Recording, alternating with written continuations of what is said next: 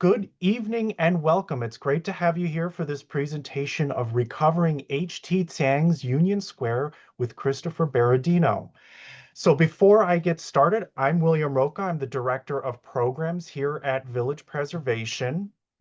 If you are unfamiliar with Village Preservation, let me just quickly introduce you to who we are. Village Preservation was founded back in 1980, and we work to document, celebrate, and preserve the cultural, architectural, and historic heritage of Greenwich Village, the East Village, and NoHo. We've helped secure landmark designation for more than 1,300 buildings, and we do about 80 free programs like this throughout the year. Now, we are a members-based organization. Your support of the work that we do is absolutely critical so we can keep doing it and presenting programs like this. If you're interested in donating or learning about our different membership levels, go ahead and scan that QR code that you see there on your screen. But right now, also, if you're still on the fence about becoming a member, head over to villagepreservation.org. Take a look a little bit about the advocacy work that we do, the other great programs that we have going on. And I highly recommend that you also please go ahead and take a look at our digital resources. We have an amazing historic image archive. We also have a collection of oral histories, and we also have a fantastic selection of digital maps. You can go ahead and build your own virtual walking tour, learn about the buildings and people of our neighborhoods, all from the comfort of your own home. So if you are interested in learning more about us and then you do decide to become a member, which we would highly appreciate, please head over to villagepreservation.org. Now, for upcoming program this Thursday, November 20th, our final program for November, and in honor of Native American Heritage Month, please join us for New York Movement of Contemporary Native American Art to look at some of the artists, the amazing artists that live and work in our neighborhoods and our current history of Native American presence in our neighborhoods. But now it is my great pleasure to introduce our guest for this evening, Chris Berardino. He's assistant professor and HSI Mellon faculty fellow in the Department of English at the University of California, Riverside. He's received both his PhD in English and MFA in creative writing from Cornell University. He's currently working on his book, Multitude Modernism, Democratic Epiphany in Interwar American Literature. And this maps the way in which modernists of color and their allies leverage textual experimentation to express collective potentiality and interracial solidarity. While he's not teaching or writing, he spends his weekdays spoiling his dog Ajax and the weekends surfing with his wife Hannah. But right now, unfortunately, taking care of a sick newborn. Congratulations on the new baby, and we are all hoping for a speedy recovery of your daughter. So thank you so much for taking the time to join us this evening, and I will hand it over to you, Chris. Okay, well, thank you so much for the wonderful introduction. And yes, as William said, my little 6-month-year-old has experiencing her first fever, and unfortunately, her mom is also come down with it. So I'm sort of the last person standing. Um, Hopefully, you should be able to see my screen. It's always a sort of a All question. good. We see it. Okay, great. So I'll go ahead and dive right in. But first, thank you again, Village Preservation, for having me on to share a bit of my work.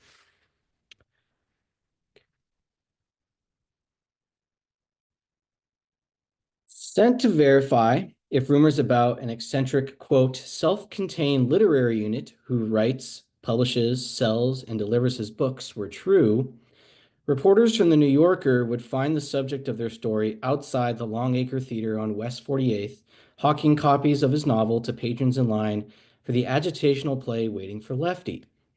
Described as thin and wiry with tortoiseshell spectacles and a shock of black hair, the eccentric figure would introduce himself as H.T. Tsiang and shrewdly treat the reporters to a complimentary copy of his cheaply bound book, intriguingly titled The Hanging on Union Square.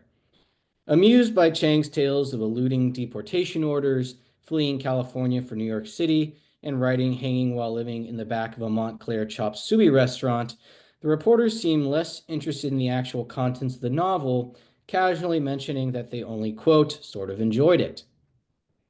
Now, those who happened to peruse this short piece in 1935 very likely found its focal figure strange. Indeed, this seems to be the article's intended purpose. But what is perhaps even more strange is the reporter's failure to ask, or possibly decision to exclude, exactly why this self-contained literary unit was peddling his books outside a busy theater in the first place. After all, if the reporter's tepid appraisal is taken as evidence that they did, in fact, read the book, the novel's rather obvious kinship with drama is missed, as the narrative structure very plainly resembles that of a play script, complete with 4 acts and 40 scenes. The New Yorker's oversight can perhaps be forgiven insofar as an earlier review by the New York Herald Tribune, while deprecating Chang for breaking a fairly straightforward story into, quote, a series of little symbolic scenes, tiny paragraphs like tiny Chinese poems, also fails to make mention of the novel's overt dramatic configuration. Though one can assume Chang's decision to vend his books outside the Longacre was probably to target a paying clientele enthusiastic about leftist political theater, Chang's efforts may also have been an equally strategic attempt to captivate a readership amenable to his unique literary experiment, an irreverent novel that would challenge the conventional limitations of drama itself. So this evening, I have the distinct privilege of sharing with you a central chapter from my book in progress on the sort of lost novels of American modernism, a project that seeks to recover writers whose work remains excluded from the established literary canon because of their race, sexuality, gender, or political affiliations. Tonight's focus, H.T. Tsiang, is one such writer, an oddball and outcast whose strange and brilliant novel was self-published in 1935 and was only recently reissued as a part of Penguin's Modern Classics series. And I'd like to ask, maybe in the chat, has anybody come across this novel before? Chris, I'm sorry to interject. Have you been changing slides? Yes. Okay, we're not seeing the slides Oh, got it. change. Okay. Okay. So let us figure this out here.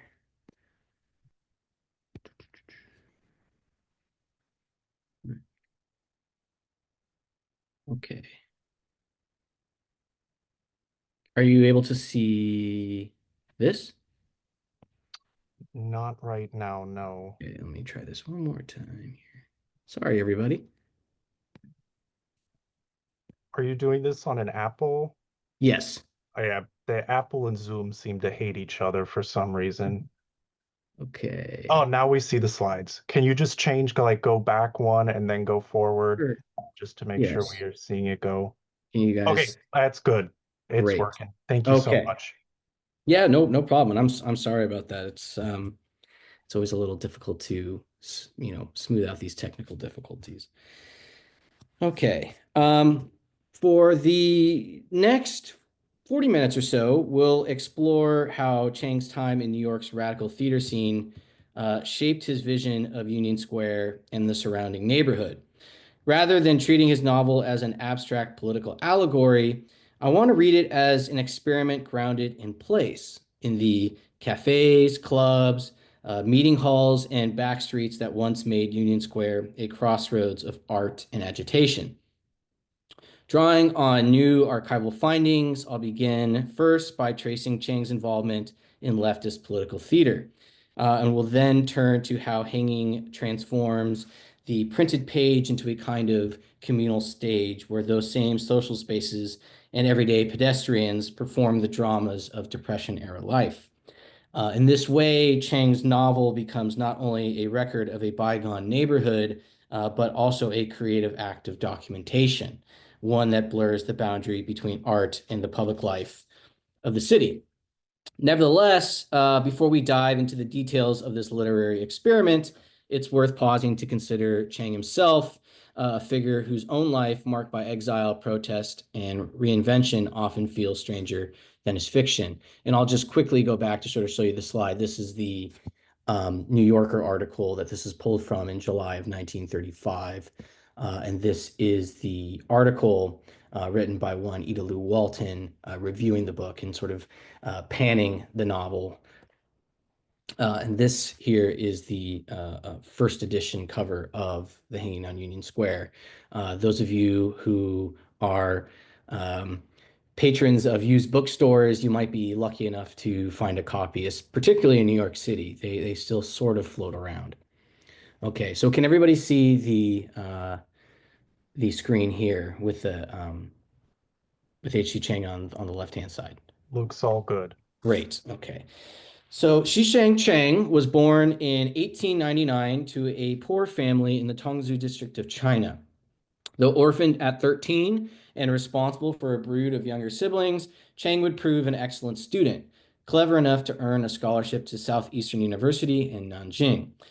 After failing to emigrate to the Soviet Union in 1926, Tsiang ventured across the Pacific to the United States, enrolling as a graduate student at Stanford University and eventually at Columbia University in the fall of 1928.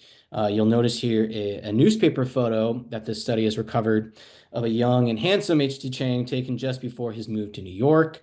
According to my discussion with other scholars in the field, it's believed to be one of the earliest pictures we have of the author as a U.S. resident to date.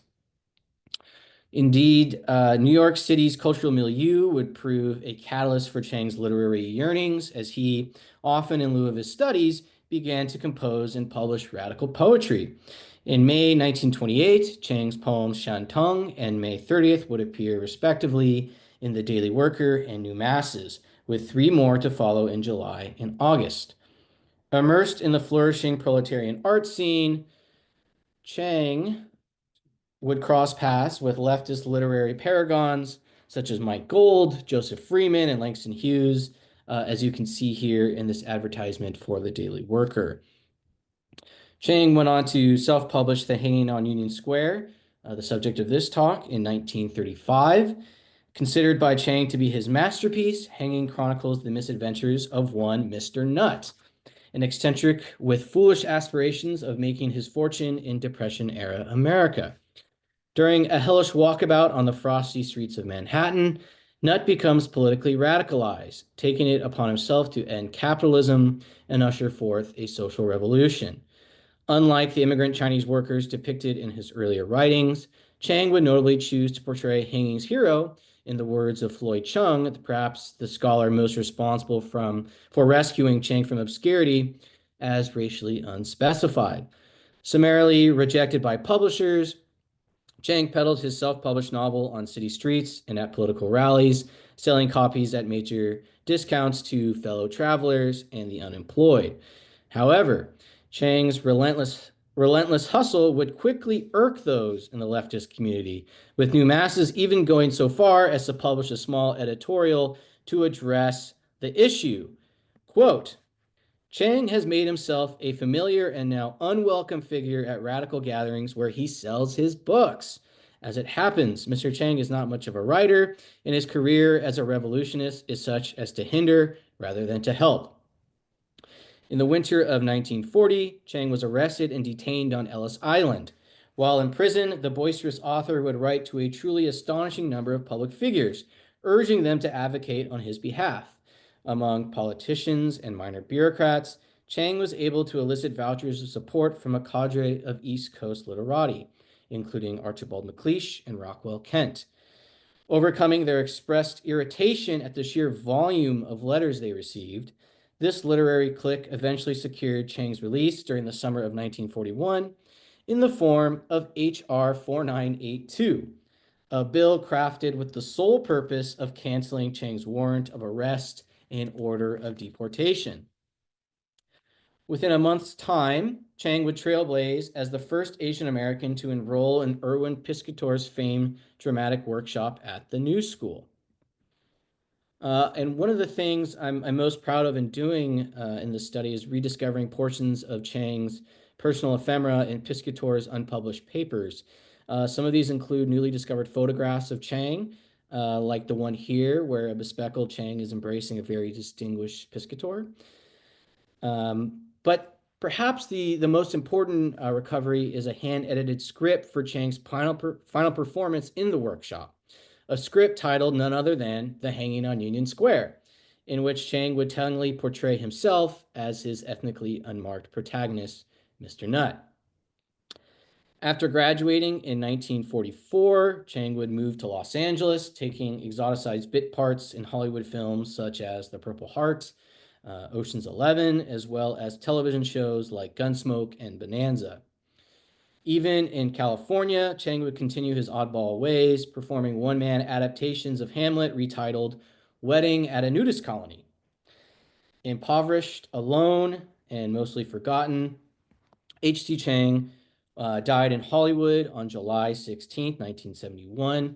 His obituary in Variety describes Chiang as, quote, the author of 5 or more novels, also mentioning that Chiang had, at least in his later days, claimed to be the nephew of Chiang Kai-shek, which is manifestly untrue. For those of you willing to make the pilgrimage, H.T. Chiang is buried in Evergreen Cemetery, just off the 60 freeway in the Boyle Heights neighborhood of Los Angeles. His simple gravestone incorrectly lists his birth year as 1906. So, with some attention from the national media, The Hanging on Union Square was added to Penguin's classic series in 2019 as a part of a larger effort by the publisher to, quote, rediscover forgotten books by marginalized people. Written as a literal drama, Chiang cleaves his novel into 4 lengthy acts and 40 brief scenes. The former preluded with the meandering poetic meditations, for example, heaven is above, hell below, things give heat, things keep warmth, packed warehouse, crowded shop window, nothing in pocket, where to go. The latter with a truncated lyrical refrain, heaven is above, hell below, nothing in pocket, where to go. Indeed, Chiang's knowledge of radical drama becomes clearer when one considers his brief yet influential tenure as a professional actor in New York City. A program for the Theater Guild shows Chiang performed as second boatman in a 1930 production of Sergei Tretiakov's Roar, China. Featuring functional rowboats floating atop an 18,000-gallon water tank built into its stage, the play chronicled the heroic exploits of a group of Chinese dock workers who clashed with a British naval captain. Though the play was something of a flop, running only 72 performances, Chiang's participation in Roar China thrust him into the American leftist theater scene, introducing him, no doubt, to some of the over 400 agitprop troops in America who perform throughout the early 1930s in union halls, at political rallies, and on bustling street corners. Agitprop, a radical form of Soviet street theater, was brought to the United States by Russian and German immigrants who would become the dominant style of American political theater from the late 1920s to the mid-1930s, roughly the same period Chiang would produce the bulk of his literary oeuvre. In his brief history of the movement, agitprop playwright Ben Blake recollects how players, quote, would turn up at labor meetings, rallies for the unemployed, give 1 or 2 of their agitprop plays for 15 or 20 minutes on stage if there was one, or on a speaker's platform, or even on the floor. Pieces were often passionate and brief, consisting of mass recitations with very little scenery and simple symbolic costumes. Engagement with spectators was valued above all else, with actors speaking directly to the audience and calling on spectators to participate in the show.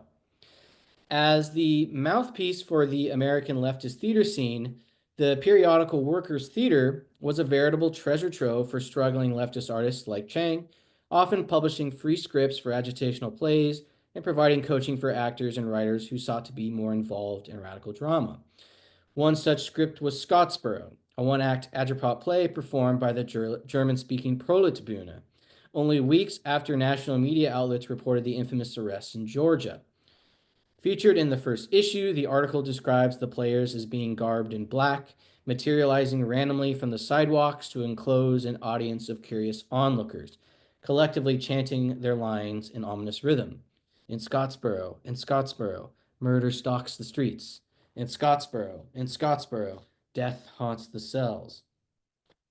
That Chiang was familiar with Scottsboro is evidenced by its explicit invocation at the end of Act 1, when a black communist, remembering Nutt had contributed his last 25 cents to the Scottsboro Defense Fund, graciously aids Mr. Nutt from being beaten to death by police officers.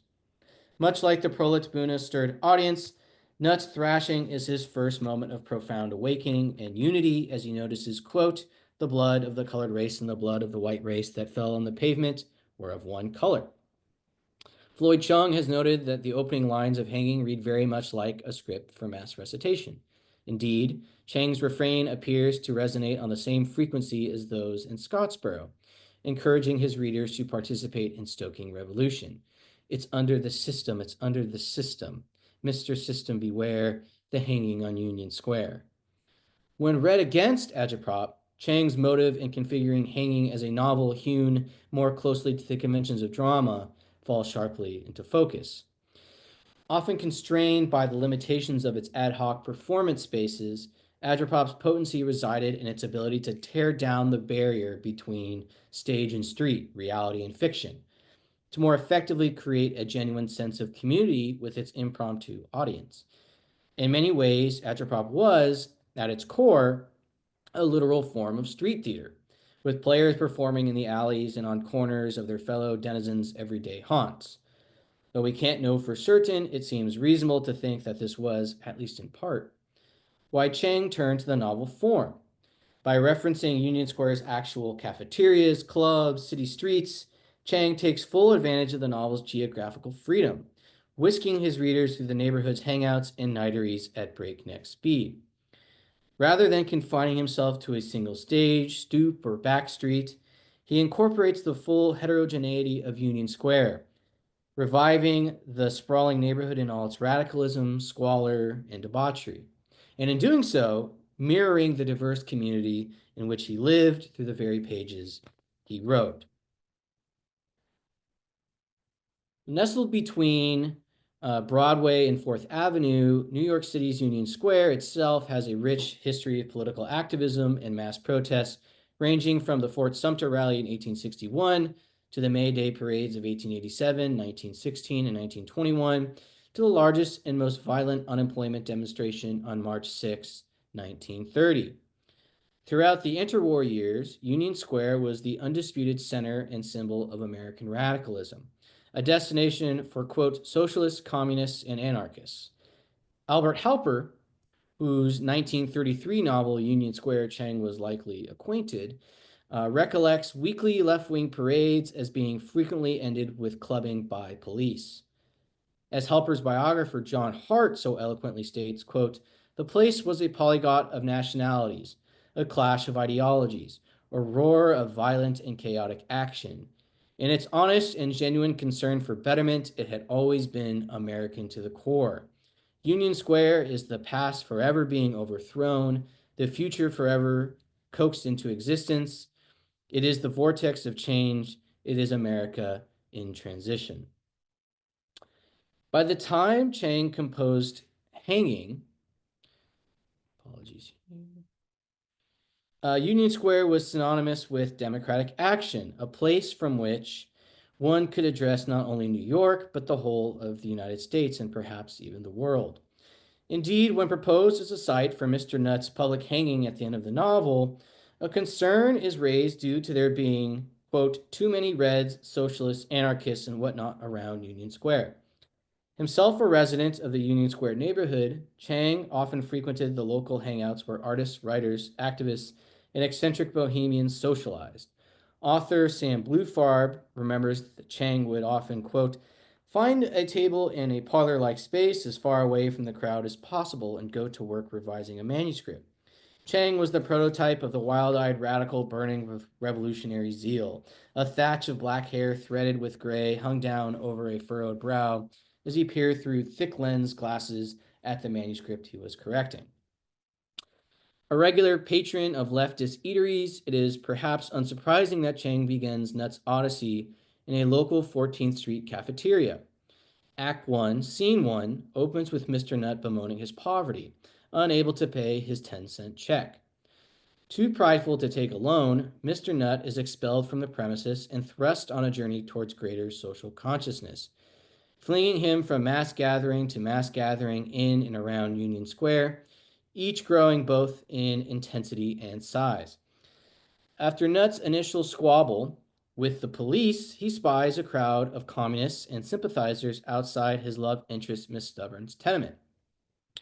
With her sick mother shivering and trembling in the doorway, Stubborn climbs atop a table and addresses the onlookers. Quote, "Look at that sick woman. The landlord is killing her. Are you sure that someday you won't be like our family? Maybe it will be you. Maybe you. Maybe all of you. You. Invigorated by Stubborn's passionate speech, the crowd begins to shout, "Down with capitalism." Here, amidst the falling snow and towering tenements, Tsiang appears to cleverly transmute Stubborn's misfortunes into an efficacious agitprop performance. Played out on the street, Tsiang takes care to specifically mention the north side of 14th Street between 2nd and 3rd Avenue. Stubborn is cast as the lead, directing her simple yet effective monologue to the surrounding masses. Complete with an improvised stage in the form of a table, a direct address to the audience, and a mass recitation, Stubborn's inflammatory monologue bears all the distinctive features of an agitprop play. But where agitprop pieces typically conclude with the chanting of a collective chorus, Tsiang permits Stubborn's recital to exceed its customary call to action and actually achieve its objective, willfully exceeding what Martin Puckner has called the limits of theatrical representation. Tsiang indulges in the imaginative freedom the novel affords by having Nutt, a non-political bystander, so emboldened by Stubborn's words that he unflinchingly joins the multitude and, as a part of the newly formed collective, manages to fight off the police and, quote, move the furniture back into the building and up to the rooms from which it had been taken.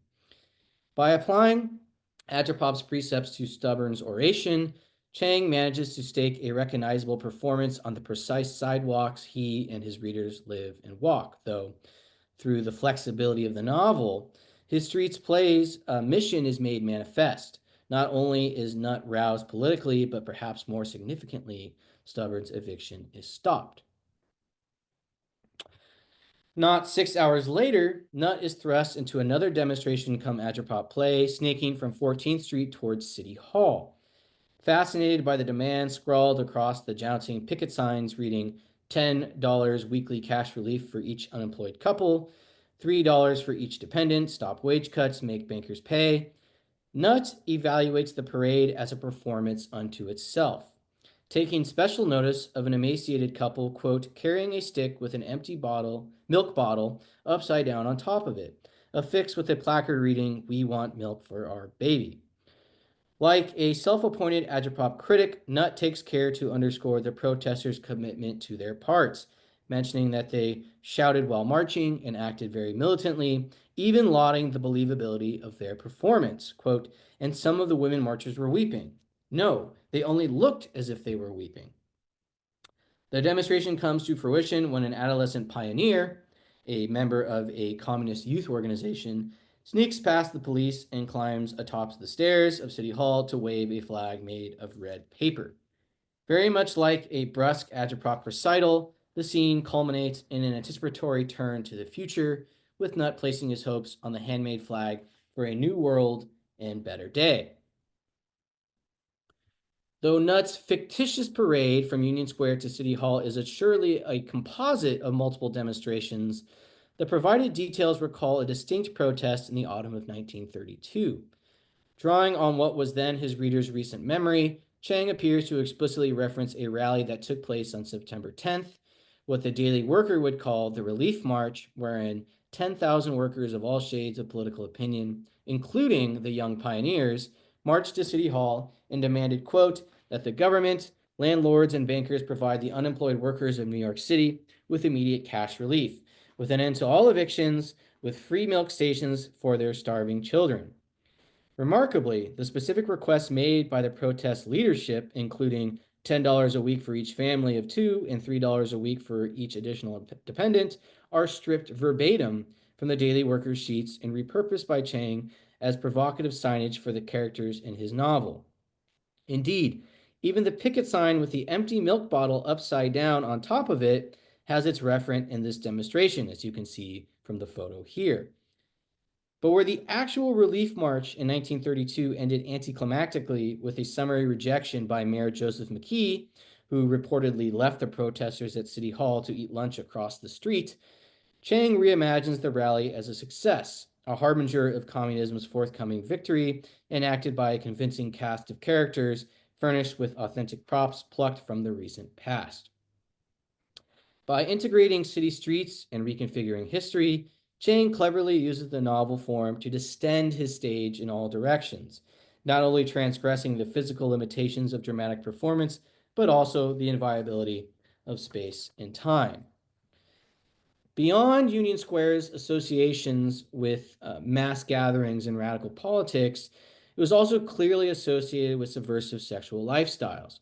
In his important essay, H.T. Tsiang's Proletarian Burlesque, Aaron Lechleiter skillfully documents Union Square's vital function as a haven for the queer community. Quote, a robust urban sexual underground for men seeking same-sex affairs, noting that Tsiang himself perhaps embodies a possibly queer sexuality. Indeed, before he participates in Stubborn's thwarted eviction, Nutt is plunged into several urban queer spaces operating outside normative sexual behaviors. After a frigid night of wandering the streets, Nutt passes the corner, again explicitly marked by Tsiang as 8th Street and 6th Avenue, and is invited in by a young poet whose hair is, quote, richly oiled and carefully scissored along his neck. His eyebrows were poetically arranged, Nutt observes, and his hips swayed left and right like a willow in windy spring. Though Nutt is unsettled by the displayed pictures of naked men, he decides to stay to eat and drink his fill, leaving only after the young poet makes a sexual advance. Quote, I wish your taste could be like mine. We could just be 69. Nutt then takes refuge close by in what is described as a big cafeteria near the subway station, where an elderly book reviewer, whom Nutt takes to calling the professor, offers the hapless itinerant a place to sleep. Nutt graciously accepts his invitation, only to be rudely awakened by the bespectacled man's erection, pushed firmly into his back. Nutt escapes and returns to the cafeteria again, only this time to be ensnared by the sadist gangster Mr. Ratsky. In a bizarre and disturbing scene, Ratsky invites Nutt back to his dimly lit abode and demands Nutt strip off his clothes. Naked and afraid, Nutt is led by the magical sound of a bell into an inner room, where in a matter of moments, a tall, slim figure emerges from a coffin, wearing a clown's hat with red, black, and white face paint. The costume demon is, of course, Ratsky. Nutt helplessly responds by screaming and crying and almost fainting, forced to listen to Ratsky's voiced desires to dismember men and women alike. In desperation, Nutt punches Ratsky's stomach, which, to his surprise, Ratsky thoroughly savors.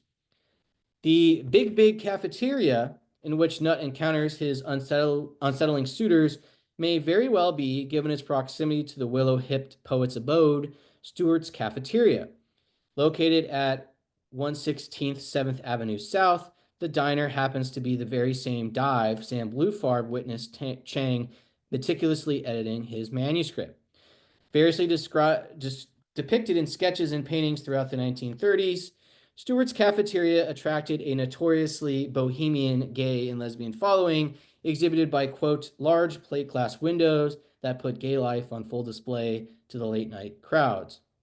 Indeed, a clipping from the tabloid Brevities describes the lively cafeteria as a restaurant where, quote, nightly are enacted many incidents that could furnish the plot of a novel on erotica, adding, the place is a gathering spot for the nocturnal clan, the third sexers, pansies, lesbians, and others of that unfortunate ilk convene there nightly, parading their petty jealousies and affairs of the heart.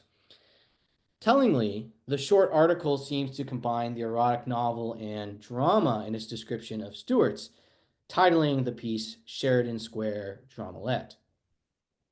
Shocked, terrified, and nearly frostbitten, Nutt then slinks his way into a small and mysteriously decorated nightclub located in the basement of an upscale building reminiscent of those on Park Avenue. On the brightly lit stage, a young girl with absolutely nothing on manages to pick up a dime, quote, without using her hands, without using her feet, using but one thing. Accused of hiding a magnet in her vagina, the entertainer is outshined by a Miss Digger, who succeeds in performing the same trick with a rolled $5 bill. Nut is eventually chased away by bouncers, though satisfied he has obtained a free show. Chang's mysteriously decorated nightclub overtly resembles the infamous Howdy Club, a Greenwich bar on 47th West 3rd Street, which, in addition to nightly stripteases and occasional gunfights, billed itself as, quote, the village at its strangest, not for the squeamish. While working as a dishwasher to make ends meet as a Columbia grad student, Chang would have certainly snuck a peek at the drag nightclub's nightly programming, where, quote, lesbians, strippers, singers, and chorus boys who might serve the first round of drinks then joined the floor show. A 1944 Billboard article reveals that the Howdy Club ultimately faced legal trouble for its cabaret activities and performances. After a restless night traipsing across lower Manhattan, an exhausted Nut is finally afforded a little luck, discovering a dime in the cuff of his trousers. With his last 10 cents, Nut purchases a ticket to a movie theater on 3rd Avenue near 14th Street, next to the thunderous L, despite desperate to sleep for a few hours. Finally, sheltered in his self-described dime hotel, Nut can only doze briefly before he is forced to move seats to escape an assortment of nuisances, including a hysteric gatecrasher, a pushy razor salesman, and a nauseous ex-millionaire. However, perhaps the strangest and certainly most explicit of the theatergoers Nut has the misfortune of sitting beside is a beardless fellow who, at the climax of the movie, repeatedly shouts Jesus and indulges in a climax of his own, ejaculating openly in the auditorium so that, quote, Nut began to smell a funny odor. Though the name of the theater is never mentioned, those acquainted with the cited coordinates on 3rd Avenue near 14th Street next to the L would have almost certainly linked Chang's seedy movie house with the Variety Photoplay Theater, a small one-screen cinema located at 110 3rd Avenue between 13th and 14th Street alongside the elevated train. Never a grand movie palace, the Variety failed to attract the best first-run films and would, in later decades, turn to, as Andrew Berman has noted, quote, a melange of B or C grade films as well as softcore and hardcore pornography. Boasting air conditioning in the summer and heat in the winter, the theater would serve, in fact, as a kind of dime hotel, with former patrons recollecting the usual clientele were often homeless men who would take advantage of the low price and be there the entire day until closing. In addition to being an informal shelter, the photoplay operated as a hub for queer life and expression, accommodating prostitutes, drag queens, and frequent gay orgies in the restroom, open to those waiting in line and willing to join in the party. The last stop on the reader's tour of the neighborhood is fittingly Union Square Park. Here, amid skyscrapers and winter's chill, we find Mr. Nut, now at the end of his journey, idling around the base of Union Square's flagpole. Despairing for having once put his faith in the exploitative capitalist system, Nut decides he will hang himself as a symbol for the starving unemployed. However, while in the final throes of suffocation, Nut is suddenly rescued by the novel's clear villain, aptly named Mr. System. Believing Nut's death presents a new financial opportunity, Mr. System devises a scheme to profit from Nut's suicide, convincing Nut to hang himself for profit as a form of entertainment for the hordes of jobless workers populating New York City's streets. Though Mr. Nut agrees, he begins to hatch a plan of his own, thoughtful, Chang writes, as a soldier when he turns his gun. The public execution is billed as a grand affair, securing endorsements from the North Atlantic Rope Corporation, the Rose Tobacco Company, the Mild Tobacco Company, the Real Tobacco Company, and the biggest institution of learning in the world, who, in addition to awarding Nut a PhD, LLB, MMC, YYZ, promised to build a Nut Hall devoted to teaching the unemployed, quote, how to hang profitably.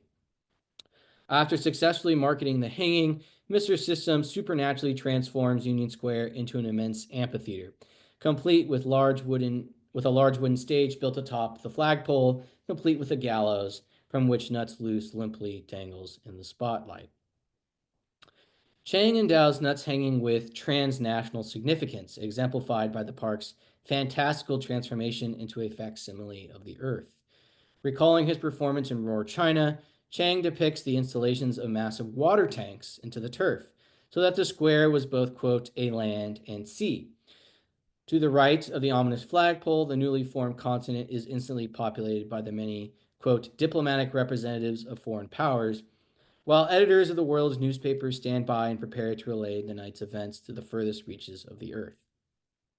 The looming buildings framing the square are transmuted into vantage points for the masses, described tellingly as theater boxes for society. Indeed, throughout the entirety of the scene, Tsiang takes care to preserve an omnipresent sense of turmoil, punctuated by the roar of airplanes, the flash of light bulbs, fainting observers, and a snaking parade led by, quote, many and many bands whose legions of drums beat rhythmically. At the stroke of midnight, Nut is ushered to the raised stage by Mr. System, while, quote, all of society, now amalgamated into a capitalized pronoun, rises to witness. Nut is then allowed to speak his final words. Standing on the platform, Nut addresses the world. I am a forgotten man, a little man, an average man, a worker, a nut. Be good and starve is the order of the day. Prey on others or become a prey. I was a nut, but I am a nut no more. I, a forgotten man, a little man, an average man, a worker, will this time double cross you, Mr. System, the exploiter, the war maker, the man killer. Here is your neck. This is your rope. The final two lines, a simple couplet of sorts, read, Nut turned his gun, Nut double crossed Mr. System. The ending is abrupt, if not frustratingly so. If not for the end, capitalized and bolded at the bottom, the attentive reader would surely be tempted to turn the page to see what trick Tsiang has up his sleeve. Perhaps author Gary Steingart's reaction expresses the sudden ending's effect best. Quote, I finished H.T. Tsiang's masterpiece a few hours ago, and I'm still not sure where I am and what day this is. My mind has been picked apart and reassembled. I need a drink. Though Hanging's conclusion feels as though it has come too soon and too abruptly, the absurd final chapter also embodies the modernist embrace of theatrical excess, restaging the entire novel in a single scene. Its characters, spaces, and dialogue, a roiling microcosm of the refigured and actualized. Like a geographic kaleidoscope, the whole of Union Square, at once a park and the earth, sparkles with the world's many populations, oscillating between the seemingly provincial and impossibly colossal. The novel's musicality is replayed and amplified as the repetition of Nut's final agitprop monologue, I am a forgotten man, a little man, an average man, a worker, is chanted against the buzzy thrum of the parade's pulsing drum beat. Even the words across the page, intermittently dashed, sporadically spaced, and occasionally italicized, have now themselves acquired the character of theatrical gesture. Like an agitprop players in inky black, they seem to elbow their way off the margins and even begin to boogie. A fitting end to a strange and frenzied odyssey. By swinging his vivid stage lights through the streets of Lower Manhattan onto Stewart's Cafe, the Howdy Club, the Variety Theater, and Union Square Park, Tsiang illuminates not only his set pieces, but also the social outsiders who frequented them, courageously evoking a sense of community with those he wished to rally, queer and communist. Transcending the limitations of a street corner or labor hall, Tsiang deftly utilizes the flexibility and freedom afforded by the novel, trading agitprop's spatial limitations for the expanse of his reader's memory, senses, and associations. Rejected, ignored, and almost forgotten, it would take 48 years after Tsiang's death for his masterpiece to be distributed by a major press. Tsiang's text not only stands as a testament to his daring formal experimentalism, but to his astonishing will as an artist, a defiant Asian American who challenged a political system that refused to see him as a citizen and undermined a publishing industry that would not see his work in print. In the end, perhaps the greatest verification of Tsiang's genius lies not in the campaign for his canonization, but in contemplating his text's import for our contemporary moment. After all, it would be disingenuous to say Tsiang's writing had a major influence on American literature or even American modernism, as only a select few ever read his books. Rather, the importance of Tsiang's work, I submit, lies in its very legacy of failure. By confounding the very definitions imposed to erase its worth, The Hanging on Union Square stands as an essential volume, and an emancipatory archive of coalitional resistance formed with and between modernists of color and their allies. So, as we now turn to what I know will be a wonderful and thoughtful conversation, I'd like to ask you, as a part of the discursive community we've assembled here today, to lend us your expertise in attending to the anti-racist and communal. How might reorienting our interpretive frames toward recovering resistant ecologies and geographies help us identify new coalitional lines of allyship in the literatures we study? How might privileging expressions of common struggle and common hangouts destabilize our held conceptions of genre, field, and era? How might we, as a learned sodality, collaboratively work to reconceive American literature, not just as a subject to be taught, but as a project unfinished? A project in which you, dear listeners, are asked to join and participate in our mutual liberation. Thank you guys so much. Here is my contact info if you'd like to reach out and chat one-on-one. Thank you, guys. Thank you, Chris, for that incredibly thoughtful and fascinating presentation. So folks, if you have questions for Chris, please go ahead and put those into the Q&A or the chat. But I'll go ahead and get the conversation started. Tell us a little bit how you got introduced to Tsiang because of the fact that how you've discussed he seemed to have almost all but vanished in American literature. How did you discover him and what really drew you to him to dig down and learn more? Yes, that's actually an excellent question, and it's a little bit more. The answer is a little bit more, I suppose, insider baseball with academia. But there's a small Asian American uh, imprint through USC called Kaya Press, and they published another one of Chang's novels that was actually the only one of his novels that was published, called "And China Has Hands." And I happened to know the editor, and they happened to had reached out at the time to mention that they were working on this project. Um, and so I picked up this book, and it wasn't The Hanging on Union Square. It was his other novel, and I read it, and I was like, oh man, this is totally different, totally weird. Why have I never heard of this person? And so I sort of kept digging and found these different works that he had worked on that had been sort of scraped up by different scholars, but no really substantive work besides Floyd Chung and Hua Su. And I found a copy in a library and I started sort of just digging in. And then later on in graduate school, as I was working on the dissertation, Penguin came out with the classic series. So it's still, I think, relatively unknown, but now that it's widely available, and it's sort of de facto, I suppose, canonized by being a part of Penguin's classic series, hopefully there's going to be a lot more scholarship on it, and hopefully it's going to be taught in both Asian American and modernist courses from here on out. I certainly teach it in mine. It seems very fitting to have it come to you in such a funny by chance way, very Oh, fitting I to know. with Chang. The best things are. Absolutely. Um, I am by far not a literary expert, but when you talked about how at towards the end, when Union Square transformed into an amphitheater, it really made me, it brought me back a little bit to high school and reading Gabriel Garcia Marquez and magical realism. Was there any influence from other writers that influenced Chang? And also, was there any influence in like Chinese literature that he had grown up with, be it in poetry, folklore, things that influenced his style and structure and way of looking at the world? Yes, that's an excellent question. So I'll begin with the first part. Well, I suppose actually the second part about influences that he might have picked up in China and brought over. And there are some suggestions that is so, particularly with the sort of nascent Chinese modernism. Floyd Chung works on that. That is, I don't speak or read Chinese.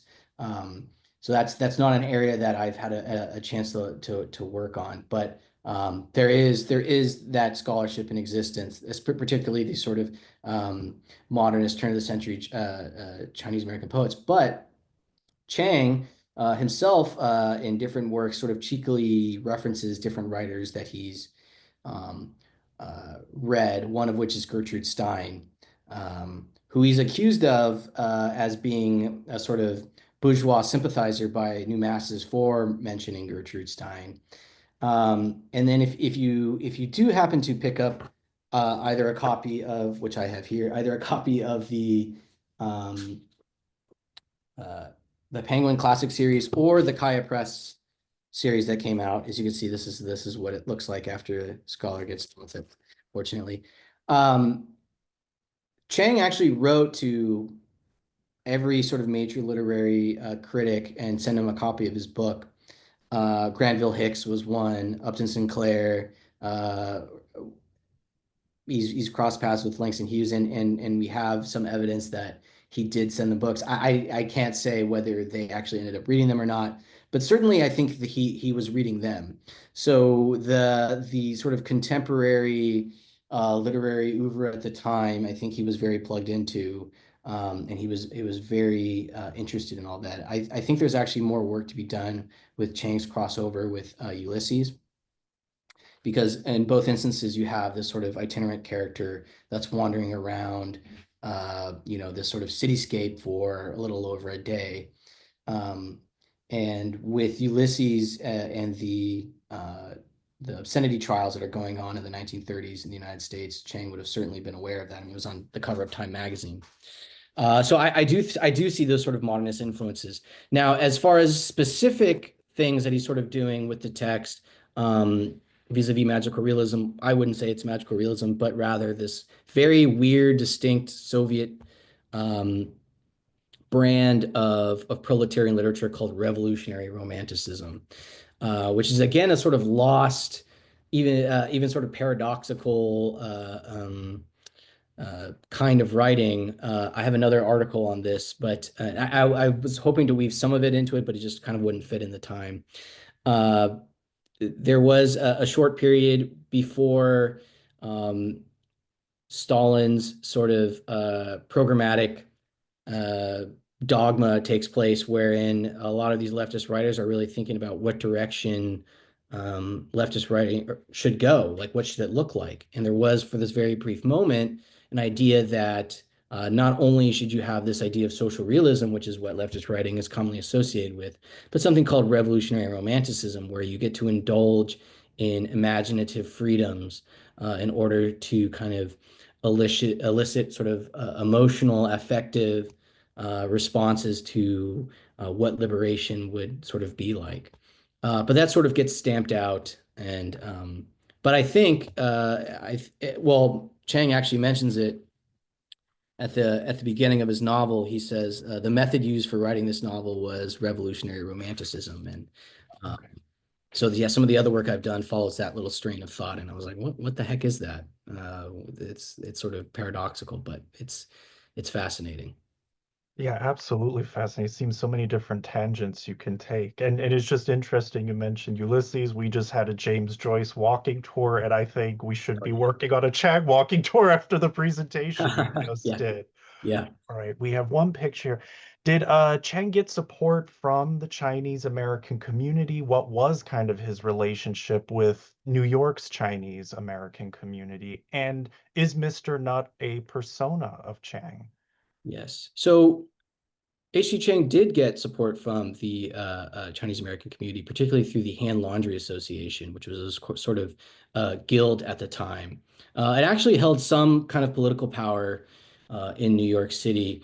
There wasn't any official patronage, not in the form of a fellowship or residency or anything like that. But Chang mentions in his letters, and this is also the challenge of working on H.G. Chang, is he almost has no archive except for what's written about him in newspapers, what's saved in his professor's, unpublished papers, and then also a series of letters to Rockwell Kent in the American Archives of Art, which is really the most sort of robust archive we have of them left.